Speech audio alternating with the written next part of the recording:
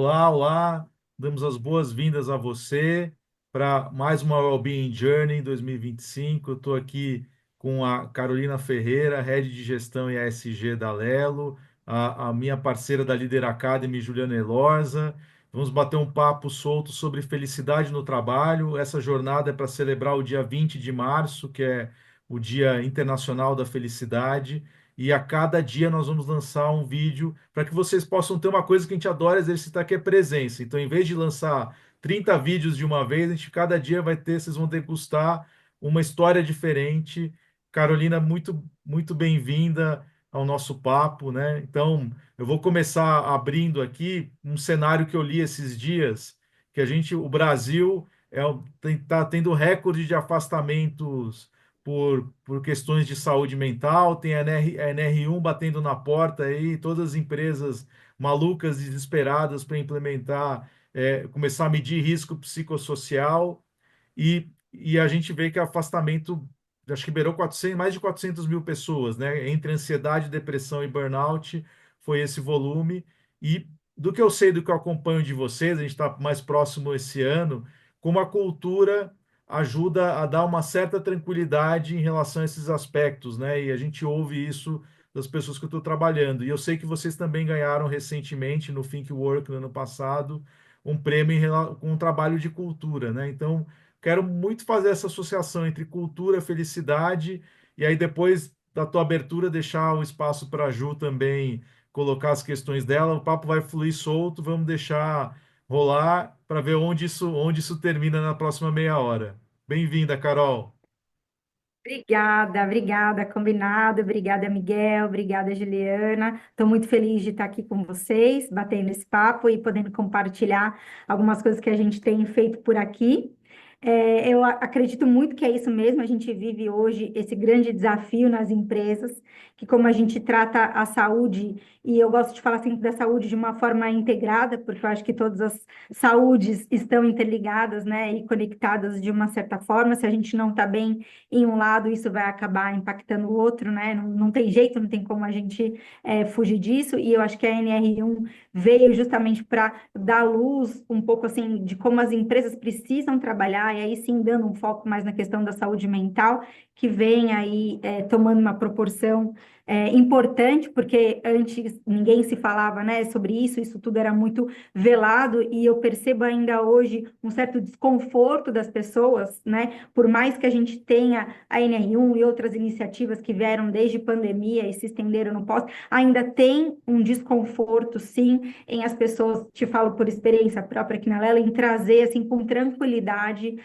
para a sua liderança, né? Menos para o time de BPs, esse desconforto, o time de BPs recebe isso de uma forma mais aberta, as pessoas se sentem mais à vontade, mas ainda tem, sim, um desconforto quando a gente fala na relação líder-liderado, em a pessoa trazer e falar, estou vivendo um quadro de estresse, estou vivendo um quadro de depressão, tem ainda esse desconforto. Então, o que eu acho que é importante a gente fazer, e aí puxando um pouco do que a gente faz aqui, quando a gente fala da perspectiva de cultura, é, primeiro, promover um ambiente cada vez mais em que os líderes normalizem esses diálogos com as suas equipes. Então, é importante eles conhecerem o indivíduo. Então, o indivíduo Miguel, o indivíduo, né, Juliana, Carol, para que eu entenda, eu, líder, qual é a questão, o momento de vida, de carreira dessa pessoa, entender se é um momento que eu posso puxar mais, que eu posso esticar a corda, que eu tenho que colocar mais o pé, para que com esses diálogos sinceros, transparentes, eu consiga buscar uma relação de confiança ali, para que daí, na perspectiva de time, uma vez essa confiança estabelecida, eu tenha um time saudável, um time que as pessoas possam ser quem elas são, que elas possam assumir ali os seus riscos interpessoais, para que a gente tenha relações mais saudáveis. Então, eu acredito muito em a gente promover uma cultura em que a gente dê para a liderança ferramentas, repertório, soluções, apoio, porque a gente sabe que a vida do líder não é fácil, né? Ele tem ali que entregar o resultado, ele tem que se reportar ali para acionista, ter todas as questões do dia a dia, resolver problemas, mas a missão importantíssima, desenvolver e acolher as pessoas também. Perfeito. Ju, contigo. Considerações aí. A gente faz um bem bolado aqui. Eu, eu, eu ia te perguntar sobre como tangibilizar isso. né? A saúde mental você trouxe bem, veio da pandemia, porque antes disso não podia se falar. Ainda é um estigma, mas eu sempre comparo com o ortopedista. A pessoa foi lá, caiu, né? Tá jogando bola, caiu, machucou, quebrou a perna. O ortopedista resolve com um gesso e aquilo é muito visual, é muito concreto. E como tangibilizar uma doença mental e uma questão para diante da nossa ignorância do tema? Poxa, a pessoa tá lá trabalhando e depois não tá. Eu fui uma pessoa que passou por uma questão de depressão. E aí eu falava assim, nossa, eu trabalho, e trabalhando perfeitamente, indo super bem. Mas o que acontecia? Durante um dia espetacular, me custava mais um ou dois para recuperar para aquele. E na consultoria as pessoas não veem isso. Uhum. Então, como talvez tangibilizar isso? Você vê alguma possibilidade de levar para as pessoas, para a liderança, até para os funcionários, para conseguir falar do tema, né? Quem quebra a perna, todo mundo vai e fala, deixa eu abrir a porta para você e tal. Como a gente poder causar essa rede de apoio nesse outro caso? Eu vejo essa tangibilização em duas frentes principais, Juliana. Assim, uma são os números, os indicadores, né? E a gente tem ali absenteísmo, afastamento, a gente consegue ver a nossa sinistralidade, a gente consegue ver a partir das soluções que a gente oferece, claro, sei lá, se é uma ferramenta de apoio à saúde mental, como que está o volume. Tem agora ferramentas que a gente consegue perceber também, empresas que oferecem benefício ali de auxílio farmácia, o quanto que está sendo destinada a fármacos que apoiam, né, quadros de estresse, depressão. Então, a gente tem alguns relatórios ali que já olha o reativo, né, o pós ali, e aí eu separo o outro olhar para a gente conseguir tangibilizar isso, que é no preventivo, né, o antes. E aí eu volto ali para a questão da, primeiro, relação líder-liderado. Se eu sou um líder que eu tenho ali os meus diálogos, os one-on-ones, e eu consigo criar essa proximidade com o meu liderado, buscando essa relação de confiança, eu vou perceber. Eu vou perceber se o rendimento está caindo, eu vou perceber se ele está se ausentando mais, não entrando em agendas que são importantes. E aí eu consigo abrir, a partir dessa percepção, um diálogo mais profundo sobre aquilo que eu estou vendo, que está de diferente na Juliana, e chamando ela para essa conversa. Porque você trouxe bem, quando a gente fala de crises de burnout, a gente fala de pessoas que amam o que fazem. O burnout, ele está associado a pessoas que gostam muito do que fazem.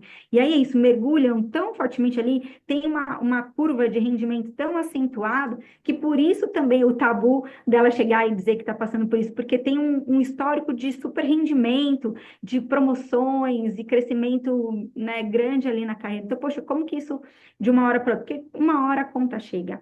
E por isso que eu reforço a questão da gente dar para o líder esse repertório. Tem hoje, inclusive, formações em diagnóstico de saúde mental para a liderança. Então, também é muito legal, você chama primeiro socorros da saúde mental, que dá para a gente capacitar RHs e dá para a gente, a partir da capacitação de RHs, capacitar a liderança. Como que eu consigo perceber ali os primeiros sinais que eu tenho alguma coisa ali diferente nesse meu colaborador? Porque daí, de novo, né, eu consigo tangibilizar isso a partir das relações, a partir do momento que eu abro espaço para que essa pessoa traga, né, esse fator. E aí vem o segundo ponto, ainda falando dessa criação de relação de confiança, o que que eu faço com isso? Então, tá bom, a Carol trouxe para mim que está passando por um momento de estresse, que está passando por um momento que teve uma crise de pânico, ou enfim, como que eu acolho essa pessoa? Como que eu entendo, né, que ferramentas que eu posso ter, e aí entra o apoio forte do RH para essa pessoa. Então, o que que a empresa traz ali de soluções, que parceiros que tem, e quais os caminhos para a gente apoiar essa pessoa e entender qual que é o melhor para ela, né, o apoio para aquele momento. Mas eu acredito muito que a gente trabalhar na qualidade das relações, dando apoio para o líder que tem esse papel gigante, acaba sendo um papel fundamental também o conhecimento das suas pessoas. O, O... Fala, Ju.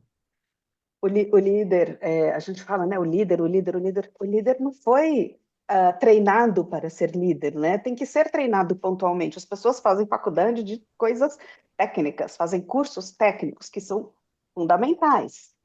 Mas tem um outro lado do gestor de pessoas que, de repente, né, porque a promoção vai indo, você é bom na sua coisa técnica, de repente você vira lá e tem uma equipe, e eu faço o que agora?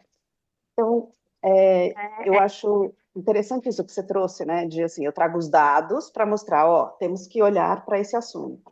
E depois, essa capacitação dos líderes, né, de como detectar um ponto, um sinal de alerta, por um lado, e como abrir essa conversa.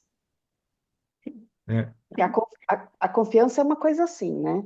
Ah, temos que ter relações de confiança. Como eu vou confiar e contar uma coisa tão íntima se eu não confio? Mas como eu vou confiar para contar uma coisa? E qual começa primeiro? Então, ela vai se construindo junta, né? A abertura das questões, das Eu fragilidades e a gosto, confiança. Ju, eu gosto muito de trazer um ponto assim, a disciplina gera o respeito que consolida a confiança. Por que que uhum, eu digo isso? Porque eu, como líder, eu preciso ter uma disciplina de cumprir aquilo que eu combinei com você. E eu acho que essa é Uhum, uma dica de ouro, assim, por onde começar. Então, se eu digo para você que a gente vai ter um one-on-one quinzenal, é quinzenal, e é naquele dia, e é ele naquele tem que momento, e eu acontecer. não olho para o celular, e eu não fico vendo coisas paralelas. Se eu combino que é presencial, é a disciplina de eu cumprir com aquilo que eu comunico com você. Começa daí, porque daí você ganha credibilidade, e dali o seu liderado já começa a enxergar, putz, olha só, esse tempo é dedicado para mim, é um tempo de qualidade. Então, e aí, de novo, é diálogo a diálogo. Então, né, no começo não vai ter ainda aquela super relação consolidada, é um dia a dia ali. E aí a gente aqui do lado corporativo poxa, como eu ensino esse caminho das pedras, como que eu dou para ele a capacitação, né, a ferramenta, por onde, tem algum lugar que eu registro ou essa conversa que eu deixo combinados ali, porque eu tenho, aí vai também do perfil das pessoas, né? Eu vou uhum. ter pessoas que têm uma super facilidade de comunicação, de criar relação e tá tudo bem, eu vou ter aquele líder que ele só vai fazer porque está na agenda, e também está tudo bem. Porque se ele combinou que aquele horário tem a disciplina para poder ganhar essa credibilidade, e no tempo que ele se propôs a fazer, ele faz e faz com qualidade, também tem um super efeito, não tem problema. Eu sempre falo que a ferramenta é importante ter, mas o mais importante é a disciplina de fazer aquilo que ele combinou com o time. A Sem dúvida, constância. é a constância, a consistência, né? Sim. Até porque é uma coisa que a gente vai demandar dos nossos liderados depois em termos de manifestação, né? Então, para poder gerar essa conexão genuína, para ter espaço, né? Porque é isso que vai gerar o reforço do sistema imunológico, vamos dizer assim, da organização, né? Porque tudo bem, eu posso medir que a gente está com febre, a gente está doente e ter os indicadores que as coisas estão, mas o tratamento não pode ser só paliativo, né? Então, eu particularmente, acho que a gente acredita que bem-estar, felicidade no trabalho e bem-estar só como uma coisa que roda como um satélite e não está central na organização, é só um paliativo para não mudar a forma de trabalhar. Por isso que eu gostei muito quando você falou lá no começo, Carol, que a gente tem uma visão holística, né? Ou seja, você tem uma visão integral da saúde também, como é que a gestão afeta a saúde, como é que os processos afetam a saúde e a felicidade no trabalho, e no final das contas, como isso afeta o resultado. E eu queria puxar para os temas de cultura, né? Porque, claro, vocês ganham um prêmio de cultura e a cultura ela é disseminada, né? E a disseminação vai de consistência de falar, achei meus embaixadores aqui, achei a turma que levanta a bandeira e que fala que realmente a cultura é assim, não é uma coisa que ficou na parede. Ou seja, para ganhar prêmio e esse nível de destaque que vocês tiveram no ano passado, eu imagino. E o que a gente escuta no corredor, tá? Conversando com as pessoas que trabalham com você, que eu conversei, que a gente enxerga isso, né? Eu queria que você contasse um pouco desse desafio, que vocês, como é que construíram o projeto. Muito bom. A gente sempre teve uma presença muito forte das pessoas que trabalham na Lelo, o employer branding que a gente fala orgânico, assim, né? Então, entra lá no LinkedIn, outras redes, as pessoas gostam, porque a gente sempre foi uma empresa que celebrou muito, que sempre compartilhou os nossos momentos bacanas aqui. A gente tem uma média aqui de tempo de casa de 8 anos para uma empresa que vai fazer 22 anos. Então, a gente tem, as pessoas gostam de construir a sua carreira aqui.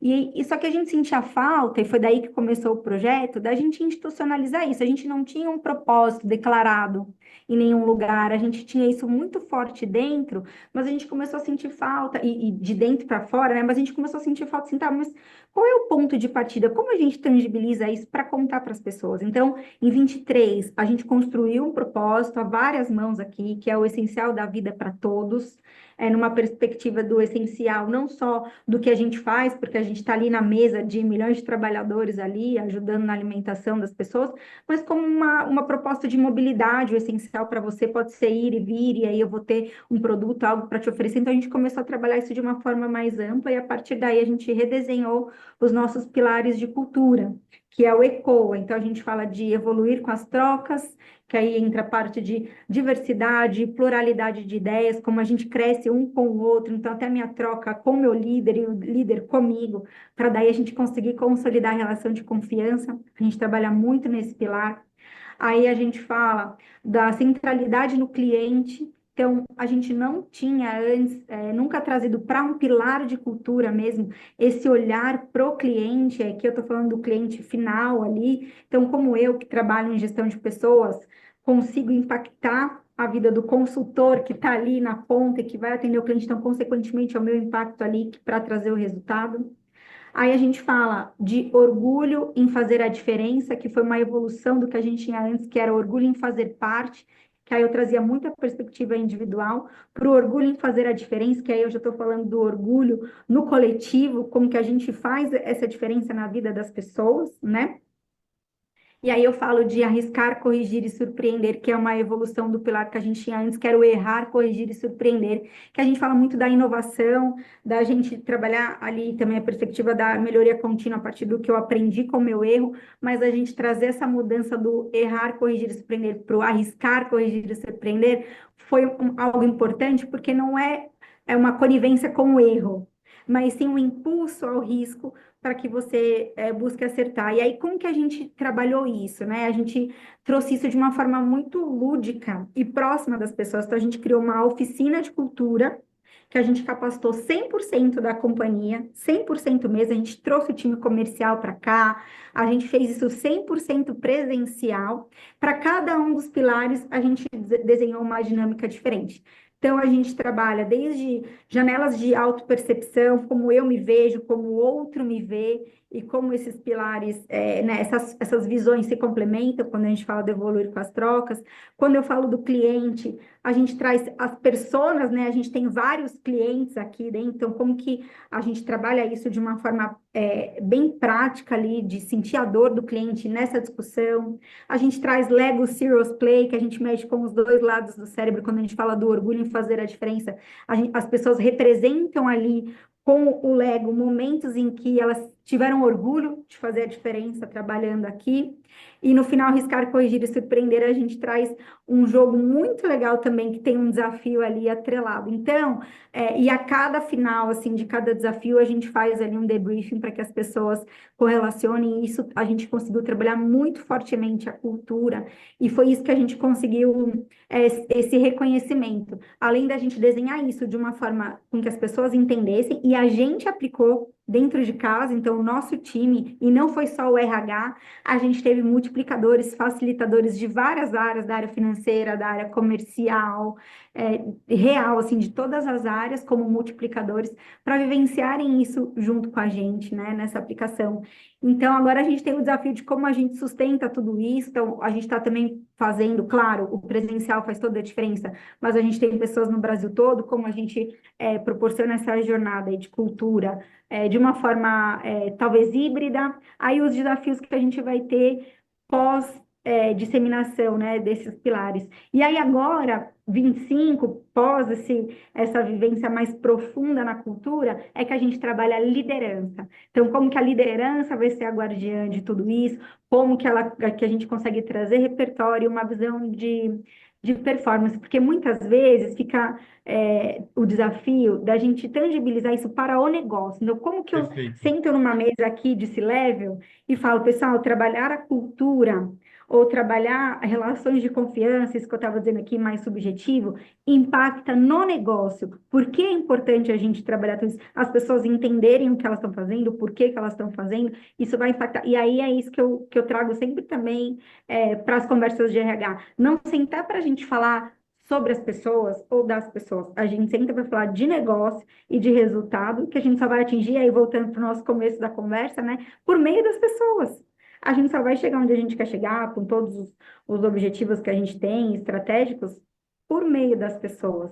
Então, acho que, e aí, junto com isso, acho que vale também dar para as pessoas, além da visão da cultura, é o que é esperado. Qual que é a estratégia da companhia, quais são os grandes objetivos, quais são os grandes direcionadores, ou seja, coisas das quais a gente não abre mão. Aqui, por exemplo, a gente fala de não perder cliente, a gente fala de metrificar tudo, a gente fala de ter dor de dono, como que esses direcionadores conversam com os pilares de cultura e com o grande objetivo estratégico. Então, é a gente sentar para falar sobre isso, sobre como eu consigo atingir tudo isso por meio das pessoas trabalhando cultura, engajamento, confiança, e tudo isso que a gente está falando aqui nesse bate-papo.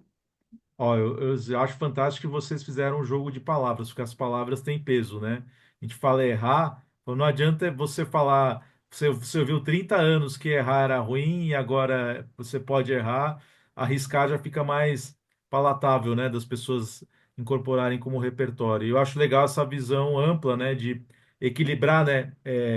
Sucesso sustentável, né? Eu quero ter alta performance, mas eu não quero morrer nem matar ninguém no caminho para e eu quero que as pessoas prosperem junto comigo. Eu tenho essa percepção estando mais próximo, né? Então, quando a gente fala de felicidade no trabalho, tem um modelo de felicidade, de medição que é o PERMA do Martin Seligman, que ele fala de emoções positivas, de relacionamento, tudo que a gente está falando aqui, de significado no trabalho, mas tem uma parte lá no final que é achievement, né? Quer dizer, que é resultado, ou seja, como é que eu me realizo através realização também faz parte do nosso bem-estar, né? Então acho legal que você está colocando isso como, pô, vamos falar de negócio e como é que a gente trazendo resultados para o negócio também somos pessoas melhores e como isso se retroalimenta, muito bacana, né? E a gente está vivendo num momento de mundo meio pendular, né? Onde é esse tipo de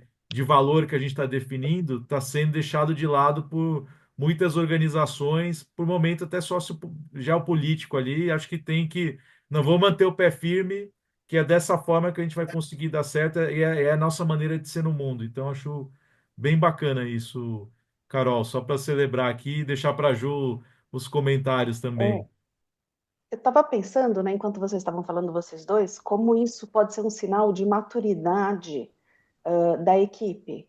Quando você fala, eu quero bem-estar e alta performance, eles são muito compatíveis, porque bem-estar não é mesa de pebolinha às 3 da tarde. Bem-estar Sim. é, assim, imagina só, né, a situação. Eu aposto que vocês dois já passaram por isso. Quando você faz aquele trabalho, assim, super legal, e você faz o seu melhor. Não é o melhor do trabalho. Cada um tem o seu melhor. De manhã é diferente de noite, hoje é diferente de ontem, mas você fez o seu melhor e deu certo e as coisas funcionaram. Me dá tem uma sensação, tem uma gratificação aqui do tipo, uau, eu fiz parte disso, eu fiz isso acontecer. A minha, a minha atuação, a minha intervenção teve esse efeito. E isso é um sinal de bem-estar. Eu posso ir para casa hoje e passar o fim de semana e relaxar, porque agora é a hora de relaxar, ou eu posso ir para casa e eu vou jantar com a minha família e não vou me preocupar com nada. Tem melhor bem-estar do que estar em ordem e saber que está tudo lá em ordem, porque eu fiz o melhor que eu podia e está tudo resolvido. Então, É, né? E isso é alta performance. Isso pode ter metas assim arrojadíssimas, mas não é mais. A gente está saindo daquele trabalho operacional de vai e vem, de horas de trabalho e mudando para o conquistar sim. patamares. É. Eu faço um link disso que você está trazendo, Juliana, aqui, com uma coisa que às vezes eu acho que simples e que as empresas, de forma geral, pecam, que é você abrir um canal de escuta genuína das pessoas, porque essa visão que você está trazendo, né? Poxa, bem-estar, claro, todo mundo gosta de falar, putz, entreguei o meu melhor hoje, fiz o que eu tinha para fazer, eu dei o check no que eu precisava, eu tive o apoio que eu precisava, eu estou indo com essa sensação de missão cumprida, mas também tem uma questão de individualidade nisso que você está trazendo, né? O que você valoriza, que a própria empresa te traz, é diferente do que eu posso valorizar, né? Então, quando a gente Uhum, abre um canal de escuta verdadeiro sobre bem-estar, né? Eu acho que aí é bem importante, porque é isso que você falou, o bem-estar, o conceito para você pode ser diferente do que é para mim, muda, isso vira o ponteiro. Então, uma pesquisa simples, em que você coloque lá tudo que você oferece para as pessoas, todos os seus rituais, todos os seus eventos, tudo, seus benefícios, coloca tudo numa pesquisa e ouça as pessoas para que elas digam aquilo que elas veem mais valor, aquilo que traz o bem-estar para ela, aquilo que ela sente que é diferente trabalhar nesse lugar positivamente. Isso te ajuda, assim, e ele fala, pelo que você consegue ter uma visibilidade enquanto companhia, de onde você coloca o seu tempo, o seu dinheiro, porque a gente tem limitação de recursos, e quando você coloca isso de uma forma inteligente, onde as próprias pessoas te trouxeram, onde elas veem valor, automaticamente você cria uma conexão maior entre a empresa e a própria pessoa, e aí ela vê ali também, poxa, tem uma preocupação da empresa em investir naquilo que eu entendo que é importante para mim, e o impacto no bem-estar. E é coisa simples de você fazer. Uma pesquisa em que a pessoa vai dizer, poxa, para mim é isso, é a sensação de no final do dia eu ter visto ali minha missão cumprida, meu check, sei lá, na minha reunião de equipe, é importante para mim ter essa reunião, ter este ritual, ou para mim é importante, sei lá, a massagem que a empresa dá, ou para mim é importante o café da manhã, ou para mim o mais importante é a assistência médica, porque eu tenho uma família. Então, é um canal simples que você abre para que você consiga criar essa conexão com as pessoas, de falar, putz, ó, a gente está trazendo, a gente está investindo, a gente está olhando aquilo que para você representa bem-estar. Carol, e você trouxe aquilo que a gente estava conversando anteriormente, né? Reconhecimento das pessoas. É Uhum. tão, é tão fácil escutar e depois facilita o trabalho, né? Porque não precisa ficar na tentativa e erro. Você entrega exatamente o que eles querem, pronto. Isso, é simples, você investe o seu tempo, o seu dinheiro, o capacity da equipe, né? De novo, os recursos são limitados, naquilo que as pessoas falaram para você que elas veem valor, porque também acho que esse foi um pouco do efeito pós-pandemia, e foi quando a gente começou a falar mais intensamente sobre felicidade no trabalho, Uhum. né? A própria psicologia positiva e a própria preocupação com a saúde mental, segurança psicológica, vários conceitos surgindo, e a gente começou a oferecer muita coisa, eu falo por experiência própria, oferecer, olha. Aqui você tem isso, você tem esse benefício, aqui você tem essa ajuda, olha o que a gente faz para você e tal. E aí, voltando para o escritório, a gente tinha ação aqui todos os dias. Todos os dias. A gente falou, não, pera um pouquinho. Vamos olhar aquilo que realmente as pessoas têm percepção de valor, aquilo que elas consomem. Eu vou colocar ali, de novo, a minha equipe dedicada, dar o repertório para liderança e o investimento naquilo que elas mesmas estão falando que tem valor para elas. E eu acho que não foi só a gente aqui, o mundo corporativo viveu muito isso, assim, de ofertar muitas coisas. Acho que agora é a gente ofertar coisas mais diretas naquilo que realmente tem percepção de valor, que vai apoiar o bem-estar, a felicidade e, consequentemente, engajamento e o resultado lá na frente.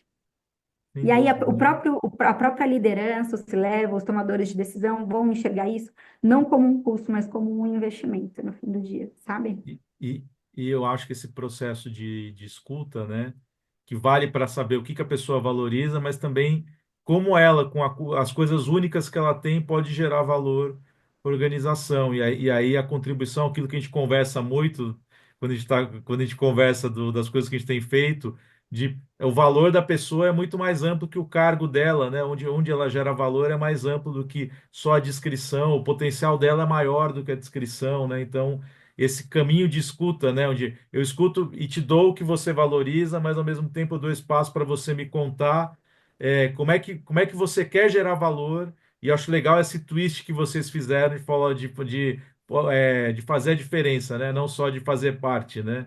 E aí tem espaço para isso até no pilar de cultura, muito, muito bacana.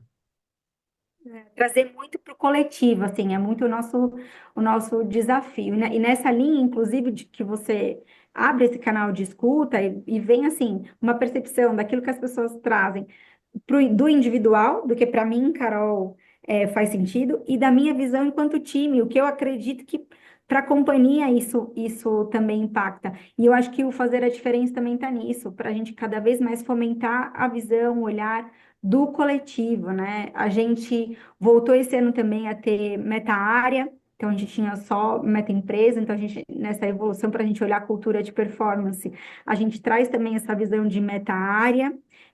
Não trabalhamos aqui com meta individual, a gente vai até meta área porque a gente ainda acredita que é no coletivo, é fomentar a visão no coletivo. Claro, eu, Carol, preciso ter visibilidade, aí o meu gestor nesses diálogos vai me trazer o que é esperado de mim, claro, vou ter um combinado e vou ser cobrada por isso, vou ter os acompanhamentos necessários, mas é muito mais assim a contribuição do time, o que este time aqui vai ter de contribuição, de diferença para poder alcançar o resultado. Então, assim, a gente quer muito trazer sempre essa visão do time, do estar junto, do coletivo, até em todos os símbolos que a gente puder. E, nossa, isso é muito legal, porque a Ju vai concordar comigo, porque às vezes tem mecanismos de premiação, né? Eu até lembro, Ju, que você me contou, mas eu vou ser sócio, isso vai ser um prêmio ou vai ser um fardo, né? No escritório de advocacia, né? Vai ser um peso nas minhas costas ou vai ser algo que realmente é um, É é um que benefício, né? o bônus vem com o ônus, então vamos entender exatamente o que está acontecendo aqui, né? A transparência do negócio. Não, Sim, sim. e é muito legal porque a gente não fomenta a competição interna, né? Ou seja, as pessoas têm que colaborar. E hoje o mundo está tão complexo que essa ideia de você ter competição interna, você está furando o navio por dentro, né? Você já afunda o navio por dentro. Agora, quando você faz algo coletivo, as coisas são mais transversais. E eu começo a imaginar também que vocês pensando dessa forma e oferecendo o produto que vocês oferecem, essa evolução interna acaba gerando novas soluções da porta para fora, né? Um enorme laboratório, né? Internamente, né? A área de pessoas para gerar Total. soluções, né? A gente aqui, a gente testa tudo antes do que a gente vai oferecer, ou ao mesmo tempo, porque é tudo muito rápido, né? Mas a gente conversa com RHs. Então, eu aqui sou cliente de mim mesma, quando a gente fala do nosso produto. E, ao mesmo tempo, ajuda muito, porque a gente dialoga ali, né, no dia a dia com muitos clientes e com muitos colegas RH para poder entender as necessidades. Hoje se fala muito em flexibilidade, mas ainda tem assim, de novo, vamos voltar ali para a visão do que é bem-estar para mim, do que é flexibilidade para mim. Então, se eu tenho uma cultura de empresa, a flexibilidade se traduz de uma forma, a depender da cultura da outra empresa, a flexibilidade se traduz de outra forma. Aí a gente tem o desafio de poder entender o que é flexibilidade para aquela cultura, para aquela empresa, para a gente poder direcionar o melhor produto. E da mesma forma aqui, o que de tudo que a Lelo oferece, o que faz sentido para a gente aqui, né, enquanto empresa, enquanto grupo, e isso é muito legal, porque a gente acaba sendo um laboratório aqui de ideias, a gente dá muito pitaco também, dá muito insight para o time de produtos, né, e acaba sendo uma parceria muito legal, de novo, essa visão da meta coletiva, de estar todo mundo junto, isso acaba fomentando ainda mais a parceria entre as áreas. Muito bom. Ju, alguma consideração antes da gente se despedir e agradecer esse papo super gostoso que a gente teve com a Carol? Quero continuar a conversa. Ah, eu também, muito bom, muito bom. Carol, quero te agradecer. Ju, obrigado também pela participação, presença. Super gostoso poder conversar de maneira solta sobre esse tema e deixar as coisas emergirem. E eu queria que, antes da gente se despedir, você desse um recado final para quem está escutando a gente, por onde começar ou continua, seja persistente, consistente, né? Dá o teu recado final e foi um prazer. Obrigado pelo teu tempo, tua participação, Carol. Imagina, eu que agradeço, sempre é muito bom falar de coisas boas, de boas práticas, a gente disseminar, ter isso como um propósito, né? Contar daquilo que a gente fez, que a gente aprendeu, que deu certo, que não deu certo, mas acho que a jornada, né? A proposta aqui, falar da jornada é isso, a gente ter sempre esse olhar de jornada. Em jornada a gente vai acertar e a gente vai errar. A gente não tem todas as respostas, né? E sem muitas perguntas, mas é a gente sempre se lançar, arriscar, aprender com aquilo que não deu certo, nessa visão de melhoria contínua, dando voz às pessoas. Acho que a gente tem uma missão aqui, né? Olhando, trabalhando com pessoas, é como a gente dá voz às pessoas e o que que a gente faz com aquilo que a gente escuta, sempre procurando fazer as coisas com propósito, com responsabilidade, com bastante disciplina. Então, é isso que eu deixo de recado e agradeço mais uma vez estar aqui com vocês. Foi muito, muito legal, uma delícia. Nós que Obrigado. agradecemos, Carol. É sempre enriquecedor, assim, esse tipo de conversa, né? A gente já sai com a cabeça, assim, cheia de ideias. E você que está Ah, ouvindo a legal. gente deve estar com a cabeça fritando também de ideias ali. Então, aproveita, absorve isso, aproveita que vai ter mais vídeos que vão ser lançados a cada dia e aguardamos vocês nos próximos vídeos, tá? Bem-vindo, bem-vinda à nossa jornada Wellbeing Journey 2025. Um abraço.